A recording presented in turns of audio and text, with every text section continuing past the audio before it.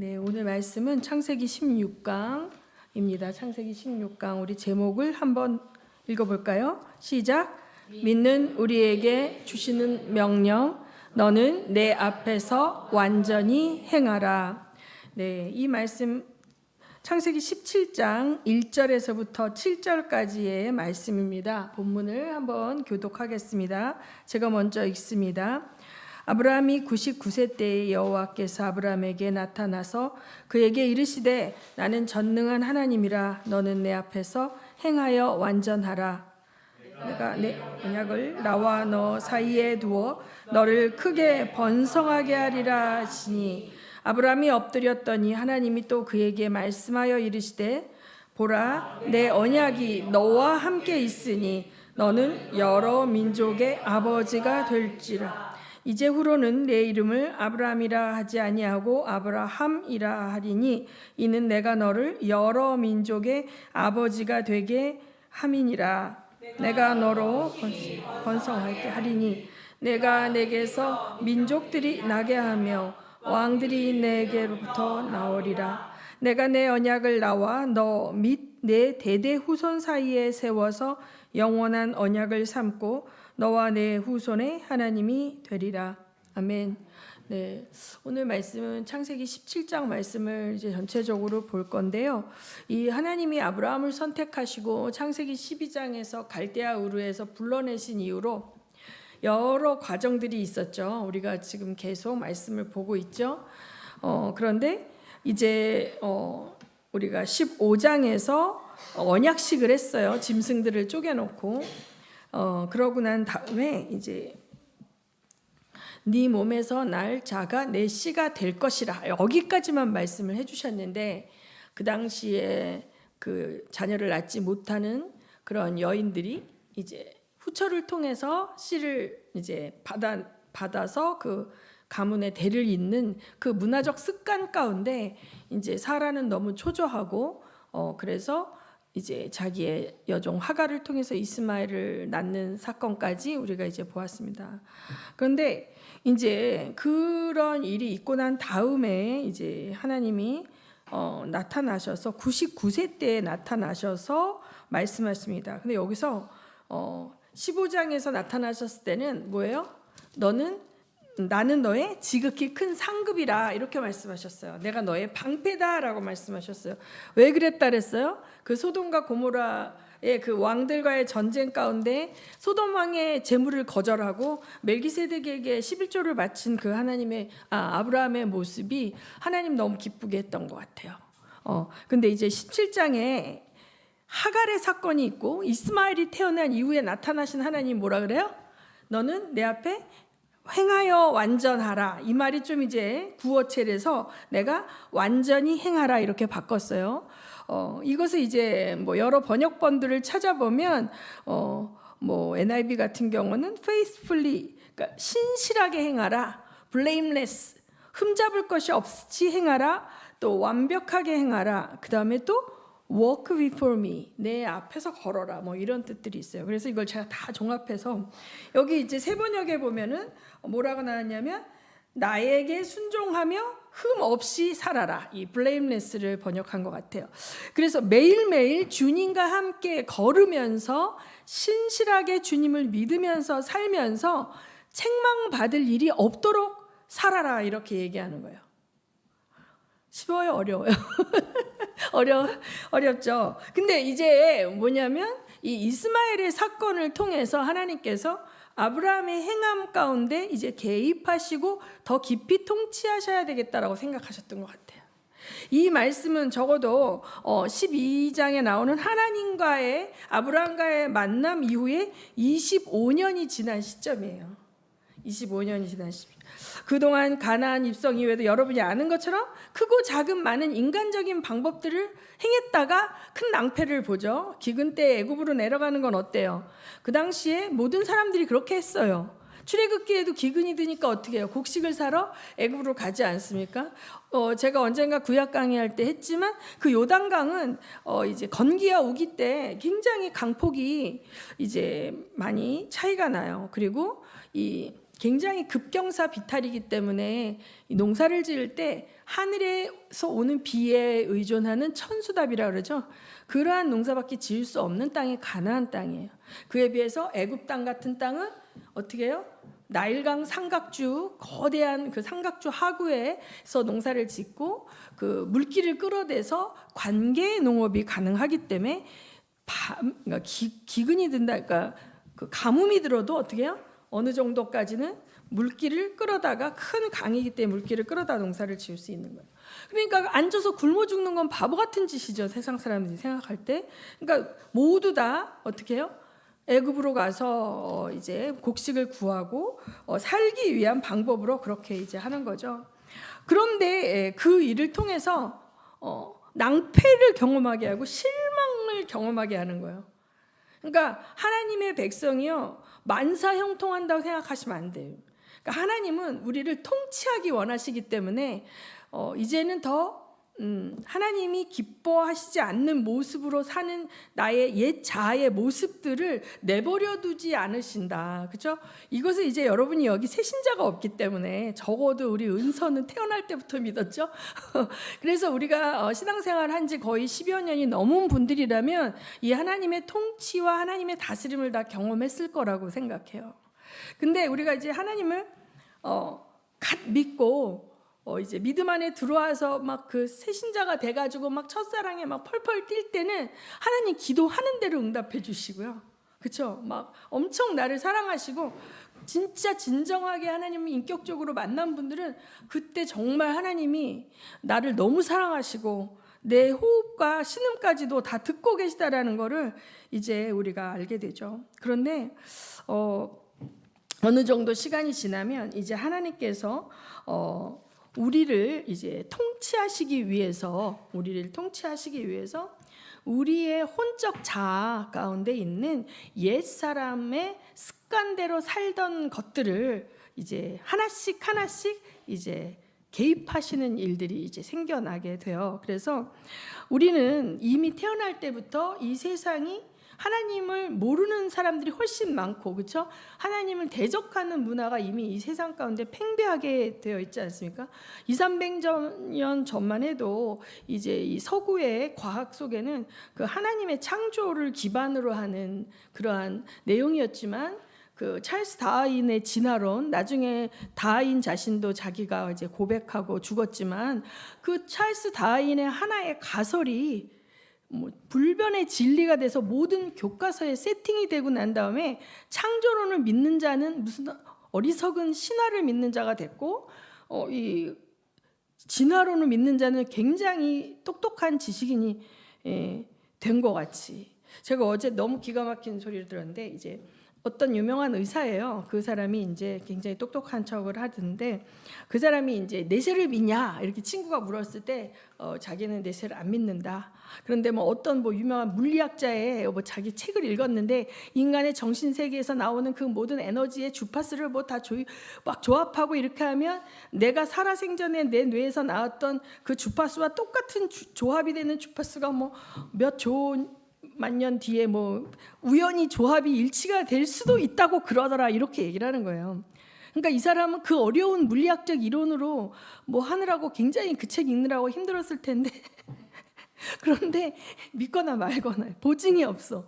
그 물리학자가 아무리 똑똑한 사람이라고 해도 그것이 진실이라는 보증이 없는데 그 사람은 그걸 믿더라고요.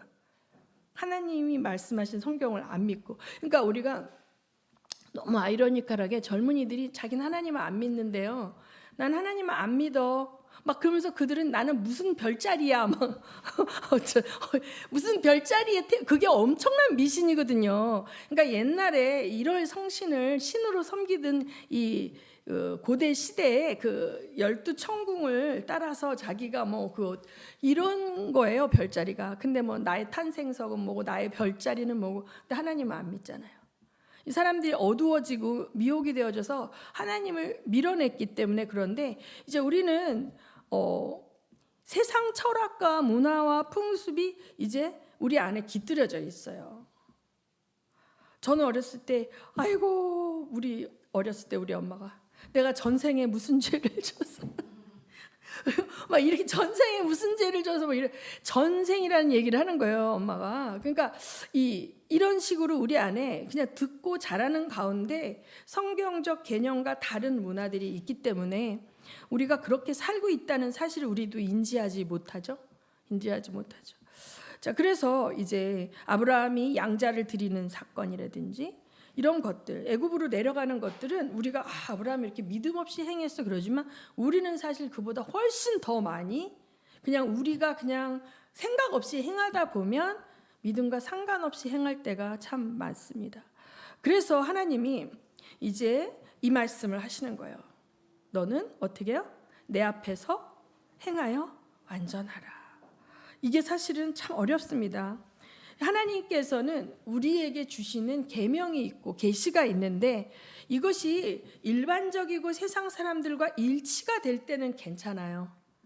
그런데 어떨 때는 이게 세상적인 가치와 문화와 충돌할 때가 있어요. 그럴 때 이게 되게 힘든 거예요.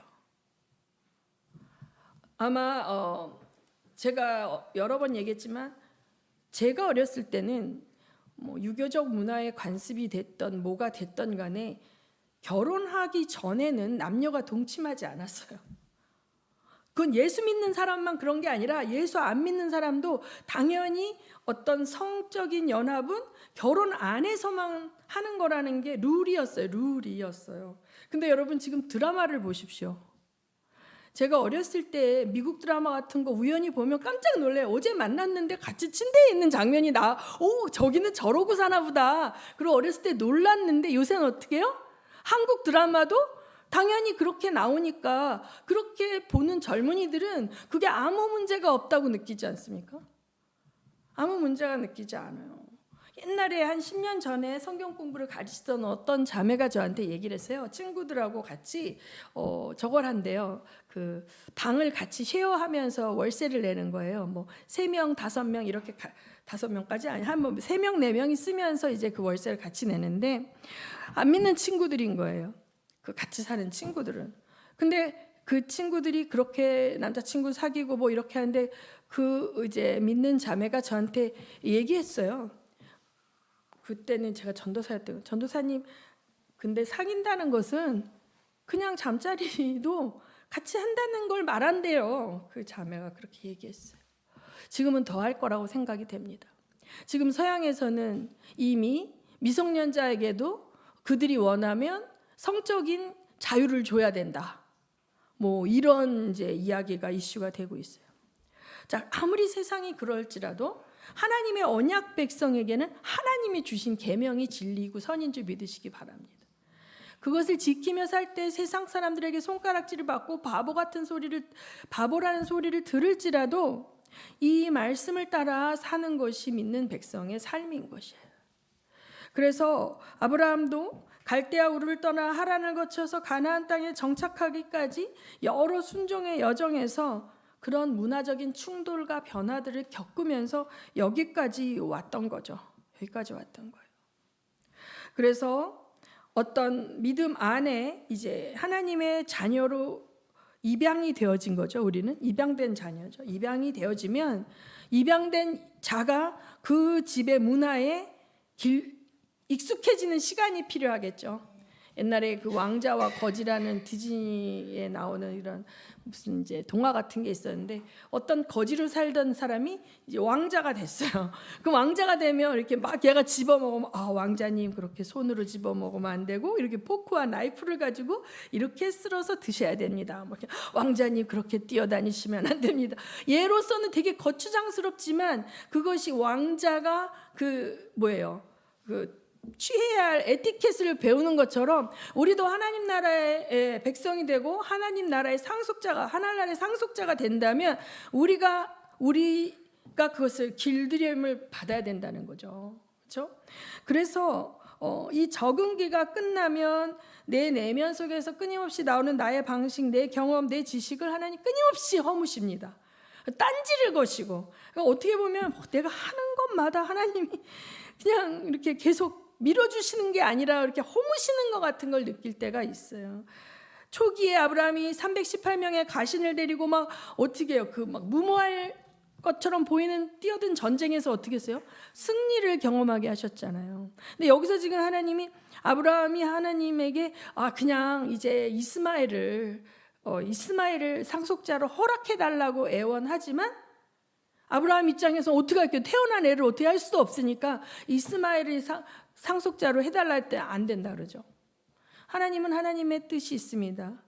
그것을 그냥 좋은 게 좋은 걸로 변혁하지 않는 영역이 있어요. 하나님이 절대로 양보하지 않으시는 영역이 있습니다. 그 당시에 아브라함은 하나님이 그렇게 굳이 늙은 사라를 통해서 애를 낳아야 되나? 이렇게 이미 이스마엘이 태어났는데 이렇게 아브라함 입장에서 생각할 수 있지만 하나님의 이스마엘은 아니라고 그러십니다. 그래서 우리도 하나님께서 이렇게 훈련하신다라는 걸 알고 그 통치에 잘 따라가야 되는 줄 믿습니다. 아멘. 그래서 우리가 외면적으로 뭔가 잘 되는 것과 내면적으로 하나님의 통치를 받는 건 다른 문제예요.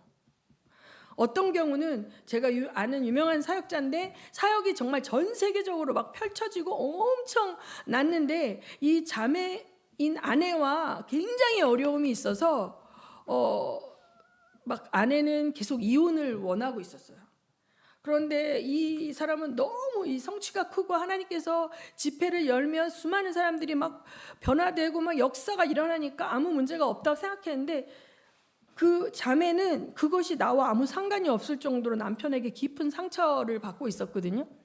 그랬을 때 이 가정에 하나님께서 그 깊은 아픔을 허용하시고 깊은 아픔 가운데 두 부부가 상담을 받게 돼요.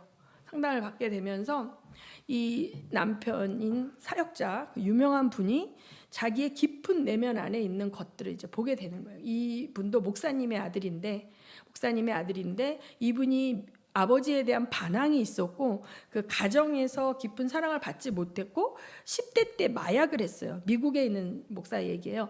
10대 때 마약을 했어요. 그래갖고 마약을 하다가 전격적으로 이제 하나님을 만났고 그래서 이제 사역에 성공을 하고 엄청나게 하나님께서 글을 쓰시는데 가정 안에서의 영적 제사장 역할 그리고 아내를 사랑하고 이런 거 하나도 모르는 거예요. 가정에서 자기가 자랄 때 원가정에서도 경험하지 않았고 사역에 몰두하느라 가정에서 하나님 나라를 만들어야 되는 영적 제사장 아비의 역할, 사랑하는 아내를 또 사랑하는 역할 이런 거 전혀 개념조차 없었던 건데 이혼 위기에 이제 닥치고 난 다음에 자기가 그 부분에 있어서는 철저하게 무식했고 마귀 사탄에게 가족들을 다 내어줬고 그렇게 원망했던 자기 아버지에 대한 반항 때문에 사역에 몰두하고 가정을 돌보지 않고 그러니까 돌보지 않을 없을 수도 있어요. 시간적으로. 그러나 감정적으로 인격적으로 유대가 전혀 없고 친밀감이 단절을 된 가정에서 자라서 그 반항 때문에 마약을 했었던 자기가 자기 가족에게 그렇게 하고 있다는 걸 알게 된 거죠. 그러나 자기 하나님께 돌아와서 회심하고 엄청나게 사역에 몰두하고 사역의 열매가 많으니까 하나님께 잘하고 있는 줄 알았는데 그 가정의 그 어려움과 그 아내의 고통 가운데 호소가 없었다면 그 부분에 대해서 하나님께 다스림을 받지 못했겠죠? 근데 그런 어려움 가운데 이렇게 다스림을 받게 된 거예요. 이 아브라함도 마찬가지입니다. 아브라함도 이 가정에서 아내에게 리더십을 제대로 발휘하지 못하고 있고 하갈과 이스마엘의 문제 가운데서도 여러 가지 어려움이 있습니다. 그래서 우리는 하나님께서 행하여 완전하라라고 하시는 말씀이 우리에게 축복인 줄 믿습니다. 그것이 우리에게 율법이 아니라 우리는 이미 언약 안에 들어온 자로서 우리를 옥죄고 우리를 귀찮게 하고 우리를 힘들게 하는 게 아니라 오늘 내가 잘못 육으로 심는 것들이 언젠가 나를 찌르는 가시의 열매로 나타나요. 그렇기 때문에 이미 내가 믿고 어린아이 시절에 몰라서 심었던 것들이 이미 나를 찌르고 그것들이 나타나기 시작할 때 그것을 보고 직면하고 하나님 앞에 가져가서 이제 고침을 받고 다시는 육으로 심지 않고 말씀에 의해서 심을 수 있는 걸로 교정이 되지 않으면 맨날 똑같은 짓을 베풀이 하는 거예요. 이렇게 얘기하죠. 원수의 공격으로 치부하는 경우가 되게 많아요. 악한 원수가 이렇게 공격했다. 물론 맞아요. 그런데 원수에게 문을 열어주거나 그들이 올 수 있는 어두움을 허용한 것은 나거든요. 근데 이걸 맨날 이제 막 그렇게 은사주의 쪽의 교회들은 그렇게 많이 해요. 악한 원수의 공격으로 하고 축사하고 이제 다 아무 문제 없다. 근데 그런 분들 나중에 보면 제일 많이 자기 안에서 축사가 드러나요. 왜냐 문을 열어놓고 있는 줄 모르고 전투만 하고 있는 거예요. 근데 앞문으로 쫓겨가서 어떻게 해요? 뒷문으로 계속 들어오는 거예요. 그 근본적인 원인을 해결하지 않으면 그 집이 지어져 있는 거죠. 그 내면의 마음 속에. 증오와 분노 혹은 시기와 질투, 미움과 다툼 이런 어떤 근본적인 문제들이 해결되지 않으면 이게 이렇게 흘러나와요. 그렇죠? 그러니까 어느 가정에나 혹은 나의 안에 그런 것들이 흘러나올 때 하나님이 그걸로 인해서 때로는 수치를 당하게 하셔요. 수치를 당하게 하시면 그 수치 가운데 원수가 나 또 공격했어 이게 아니라 이 수치당함을 허락하신 하나님 앞에 내가 회개할 거를 회개하고 그 다음에 말씀으로 나를 채우고 다스림을 받아야 되는 줄 믿습니다. 아멘. 자, 우리 말씀을 보면 17장에 보면 11절에서 14절 볼까요? 자, 17장 11절에서 14절 다 같이 읽습니다. 시작. 너희는 포피를 베어라. 이것이 나와 너희 사이의 언약의 표징이니라. 너희의 대대로 모든 남자는 집에서 난 자나 또는 너희 자손이 아니라 이방에서 산 자를 막론하고 난지 8일 만에 할례를 받을 것이라. 너희 집에서 난 자든지 너희 돈으로 산 자든지 할례를 받아야 하리니 이에 내 언약이 나의 살에 있어 영원한 언약이 되려니와 할례를 받지 아니한 남자 곧 그 포피를 베지 아니한 자는 백성 중에서 끊어지리니 그가 내 언약을 배반하였음이니라. 할례 명령이 나와요. 할례 명령. 그래서 할례 명령이 나오는 것은 자 11조와 할례는 모세 율법보다 어떻게 해요? 먼저 하나님 명령하신 거예요. 먼저 명령하신 거예요. 모세 율법에도 물론 강조가 되지만 여기에서 자 하나님이 아브라함을 만나자마자 할례를 행하지 않죠? 이 시점에 얼마나 흘렀다 그랬어요? 20여 년의 세월이 흐른 다음에 이제 하나님의 통치 안에 완벽하게 들어가겠습니다 하는 표시인 거예요. 그 이전에 이미 언약 안에서 하나님과 동행했던 삶이 있고 초창기 때의 시행착오를 하나님이 용인해 주시고 수습해 주시고 이렇게 하면서 이제 그 언약식을 하죠. 15장. 근데 27장에 할례 언약을 통해서 이제 어떻게 해요? 내가 내 삶을 그러니까 범사에 하나님의 통치를 받는 거예요. 중요한 것만 하나님께 물어서 결정하는 게 아니라 나의 행한 모든 것을 뭐예요? 하나님께 여쭙고 그분에게 다스림을 받겠다라는 맹세의 표시라고 보시면 돼요. 이게 하나. 그런데 여기서 주목할 것은 자 아브라함과 이스마엘만 받질 않았어. 이때 아직 이삭은 태어나지 않았지만 자 아브라함과 이삭만 받지 않고 이스마엘만 받지 않고 어떻게 했어요? 그 집에 있는 모든 자, 돈으로 사온 자, 혹은 뭐 얻어다 기른 자, 뭐 이렇게. 그러니까 이 말은 무슨 말이냐면 여기서부터 혈통적인 언약이 아니라는 거예요. 하나님의 언약은요. 아브라함이 하나님과의 언약 관계에 있을 때 아브라함의 영향력 안에 있는 모든 자가 같이 누리는 거예요. 같이 누리는 거예요. 그런데 아브라함이 개념이 없으면 안 되는 거예요. 그렇죠? 그러니까 아브라함이 똑똑히 알아야 돼요. 그러니까 아브라함이 하나님의 언약 관계 안에 들어옴으로 말미암아 아브라함 복의 통로잖아요. 그런데 그게 내 핏줄만이 아니라 어떻게 해요? 내가 먹여 살리고 내 영향력과 내 리더십 가운데 있는 모든 자들이 어떻게 해요? 그 언약의 혜택을 누리는 거예요. 이게 율법으로 보지 마시고 하나님의 통치 안에 들어와서 백성의 멤버십을 갖는다 이 말이에요. 혈통적 자식만이 아니라 아직 여기 이삭은 나오지도 않았어. 할례라는 것이 그런 의미로 여러분이 받아들이셔야 돼요. 언약의 표징이고 하나님 나라의 그 언약에 예수 그리스도로 말미암아 이제 완성된 새 언약이 아닐지라도 옛 언약 안에서도 어떻게 해요? 그 멤버십의 혜택이 누구에게까지? 돈으로 사온 종에게까지. 이것이 하나님의 사랑이고 은혜인 줄 믿으시기 바랍니다. 아멘.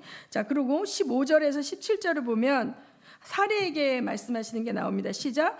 하나님이 또 아브라함에게 이르시되 내 아내 사레는 이름을 사레라 하지 말고 사라라 하라. 내가 그에게 복을 주어 그가 내게 아들을 낳아주게 하며 내가 그에게 복을 주어 그를 여러 민족의 어머니가 되게 하리니 민족의 여러 왕이 그에게서 나리라. 아브라함이 엎드려 웃으며 마음속으로 이르되 100세 된 사람이 어찌 자식을 낳을까? 사라는 90세니 어찌 출산하리요 하고. 자, 여기서 보면 사라에게 하나님께서 주시는 그 언약의 약속이 뭐냐면 자녀를 낳게 해 주신다는 거죠. 그리고 여러 민족의 어머니가 되게 하고 이름을 바꿔 주셔요. 사라라고. 여러분이 그동안 사라의 모습을 여러 차례 보았잖아요. 그렇죠? 사라는 어떤 모습이에요? 넉넉하기보다는 예민하고 열등감이 많아요. 근데 이 언약 백성 안에 들어온 자에게 하나님이 너의 열등감을 넘어서라는 거예요. 너의 가장 큰 컴플렉스, 그 컴플렉스가 하나님 안에서 해결이 될 것인데 그 가장 큰 컴플렉스가 뭐예요? 그 고대 사회의 여인이 불임 아이를 못 낳는 것이 가장 큰 수치였거든요. 지금의 장애인이나 마찬가지예요. 지금의 그러한 컴플렉스를 이제 내가 없이 할 것인데 그 은혜를 받은 너만 행복하면 안 된다는 거죠. 어떻게 해요? 열국의 어미가 되라는 거예요. 그 좁아 터진 소갈머리를 좀 바꿔버리고 품을 수 있는 그릇이 되라는 뜻입니다. 그렇죠? 이름을 바꿔주시는 것은. 그래서 우리가 예수를 믿고 나면 내 안에 있는 불안과 컴플렉스와 열등감이 나를 끌고 가지 않도록 돼야 되는 게 정상이죠.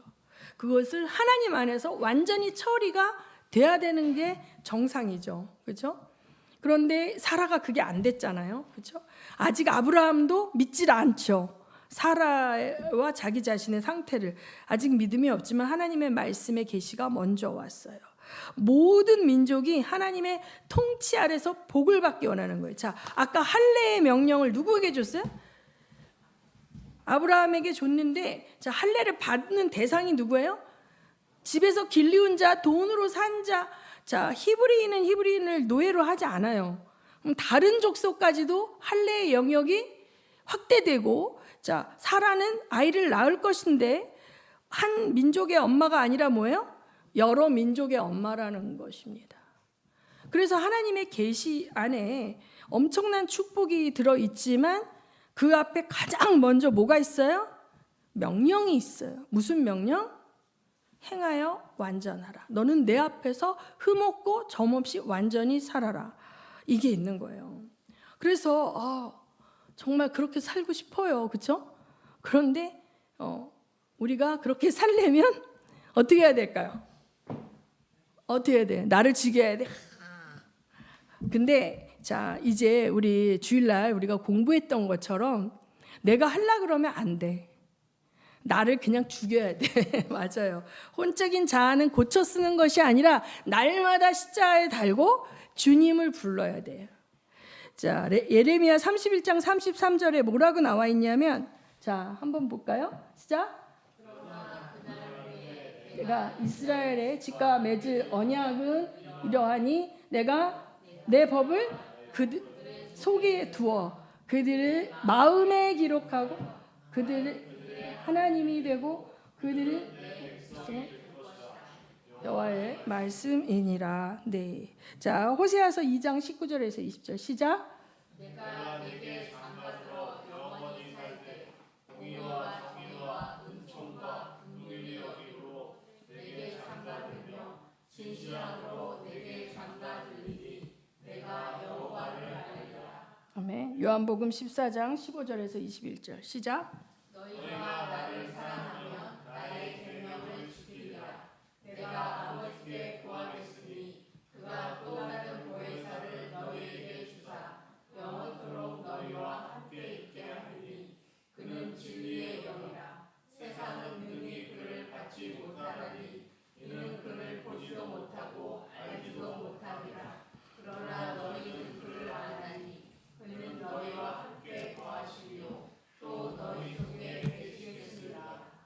아멘.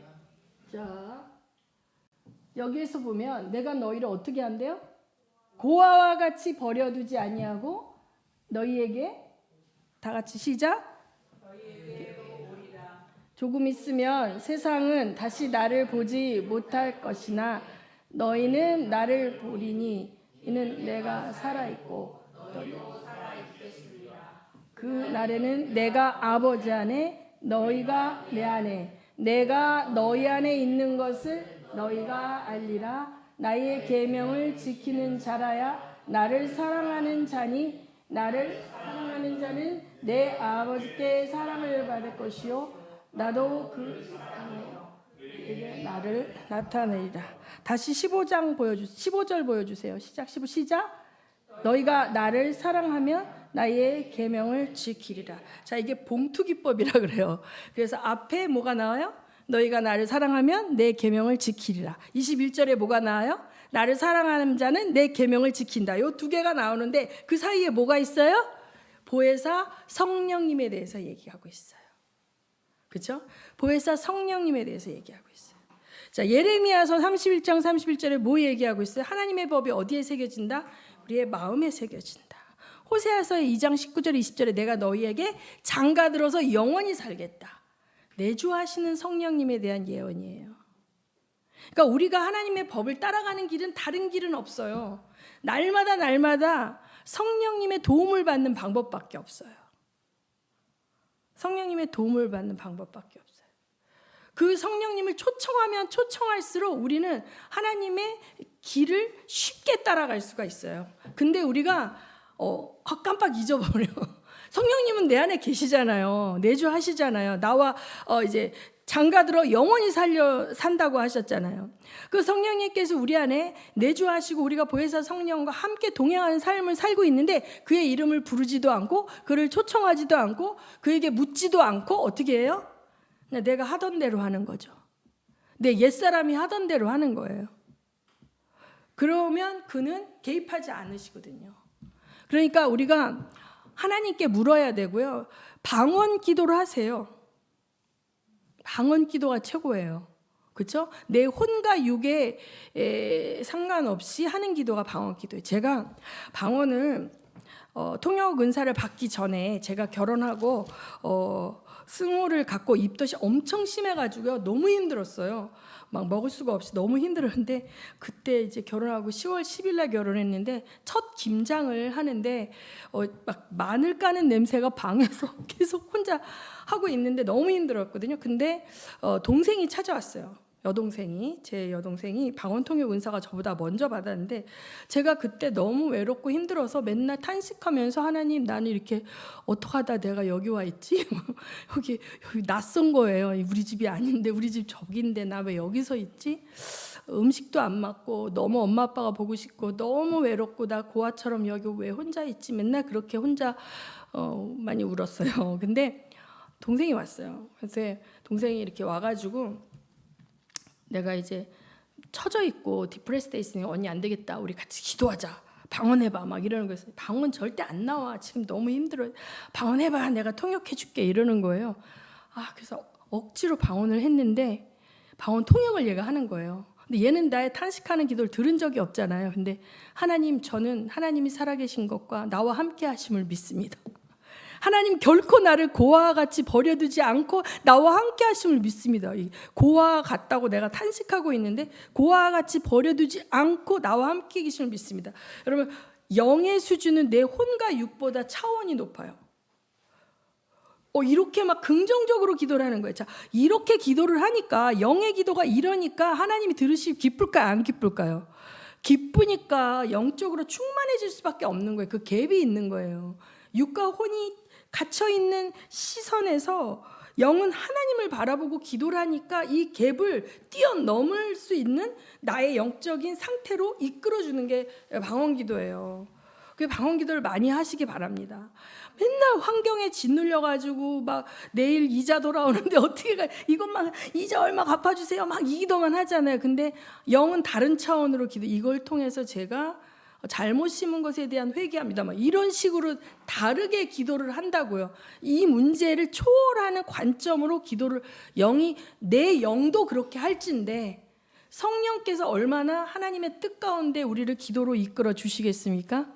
그 다음에 성령께서는요, 하나님이 기뻐하시지 않는 것을 우리가 하려고 할 때 우리 안에서 우리가 그것을 하나님이 안 기뻐하신다는 느낄 수 있게 행하세요. 자꾸 제 예를 들 수밖에 없는 게, 제 예를 드는 게 제일 편해. 자식만 예를 들어도 화를 내더라고요. 제 예를 들게요. 제가 19살 때 4월 1일 날 이제 성령 세례를 받고 막 우리 이제 성령 세례와 뭐 이제 영접과 뭐 이렇게 했는데, 저는 중학교 2학년 때 예수님을 영접했어요. 예수님 영접할 때도 가슴이 뛰면서 막 눈물이 났어요. 근데 성령 세례를 받고 그 3년 뭐 4년 정도의 시간이 있었죠. 뭐 그때는 완전히 온 세상이 이제 정말 새롭게 보였죠. 근데 제가 고3 때 받았거든요. 근데 고2 때 수학여행을 가지 않습니까, 여러분? 수학여행 가면 어떻게 해요? 광란의 밤들을 보내죠. 그때 수학여행을 갔는데 이제 제가 그때 반장이었는데 애들이 나를 망가뜨리려고 막 얼굴에다 뭘 하고 막 끌어내서 막 음악 틀어놓고 막 나를 망가뜨려야 자기들도 마음껏 망가질 수 있다고 생각을 했던 것 같아. 나를 막 엄청나게 막 이렇게 해서 제가 그래 까짓거 망가져 주자 하면서, 그때 당시에 뭐 원웨이 티켓인가 뭐 하는 그런 팝송이 있었는데 이제 그걸 틀어놓고 애들이 막 광란하는데 제가 그 같이 춤을 춰줬어요. 이렇게 추다 보니까 가더라고요. 그래서 췄어요. 근데 자, 고등학교 3학년 때 성령님을 내주하시는 성령님이 임하셨잖아요. 제가 대학교 들어가서 미팅을 거의 안 했어요. 한 번도 안 했고, 근데 한 번 대타로 끌려가게 됐어요. 어떤 뭐 미팅을 했는데 사람이 오기로 한 애가 안 왔대요. 그래갖고 했는데, 그래가지고 이제 뭐 그렇게 해서 저기 신촌에 가면 우산속이라는 디스코 클럽이 있었어요, 그때. 근데 거기를 들어가는데 누가 땡기는 거예요. 못 들어가겠어요. 그리고 이게 막 그렇게 되지가 않아요. 고등학교 때 그 고2 때 그 수련회 때, 아니 이제 수학여행 때 그 했던 그게 안 되고 여기에서 성령님이 눈을 바짝 뜨고 나를 보고 계신 것 같은 그 느낌이 들어가지고 그런 짓을 안 돼요. 그게 막 술 마시고 막 이렇게 방탕한 그 모습으로 내가 가려고 한번 해보려고 했는데 안 되더라니까요. 제가 그때 알았어요. 내 안에 성령님이 안 기뻐하신다는 거.